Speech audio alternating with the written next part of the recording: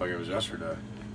I was working in a military guy's house in Cecil County working on his telephone. His phone didn't work.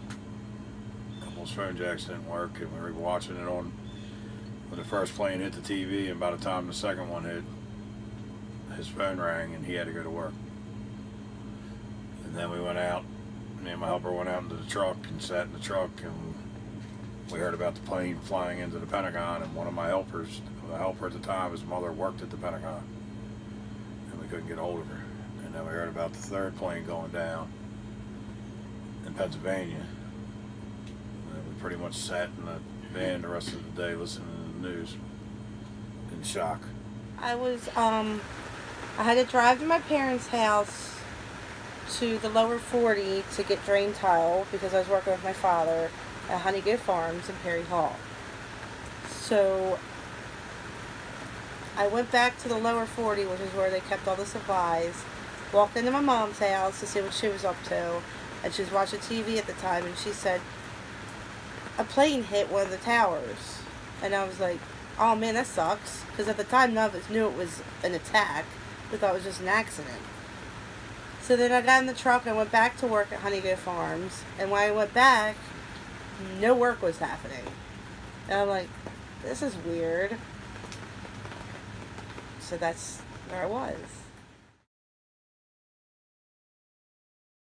It was pretty gloomy for a couple days. Everybody was kind of in like a funk. It was right before my birthday. We didn't even go out and really celebrate my birthday. It was just, they canceled football, they canceled everything that weekend. It was definitely one of the most shocking things I've ever been through. After the attacks, everything was very somber. Like, no one went, we talked about it, but we didn't understand what was going on, why we were being attacked, because this is like new grounds for all of us. I mean, there's older people you'll talk to and they'll remember Pearl Harbor. They were attacked, but we were also in war. This time we weren't at war. I was old enough I was an adult. Now I talked to my parents about it, yeah, but I wasn't young. I was like 20 something. Yeah, we were talking about it. Because I was going to I lived at my parents' house at the time. And, every day we would talk about the news that would come out, new stuff we were learning, we were just trying to understand what the heck was going on. Yeah, I still to this day look at people differently because of it. And not just certain people, just, you pay more attention to what's going on around you, especially when you're in weird settings and you're not in your comfort zone. Yeah. Yeah.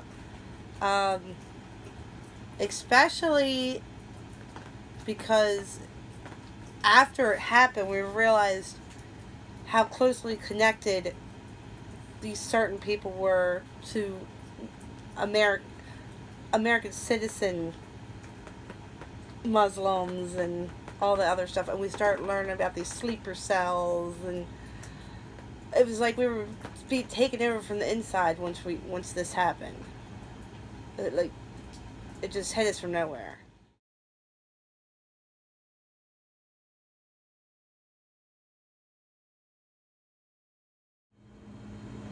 If I was just an innocent person standing there, I would have went and helped. I wouldn't have needed to have been a cop. That's just my natural instinct is to help people in trouble, regardless of I where would go in to help, and like Charlie said, even if I was an innocent bystander, I would help. And I know I have an issue with blood and throw up and all that other stuff, but I feel like in the heat of the moment, I would put all that aside and it would help, no matter what.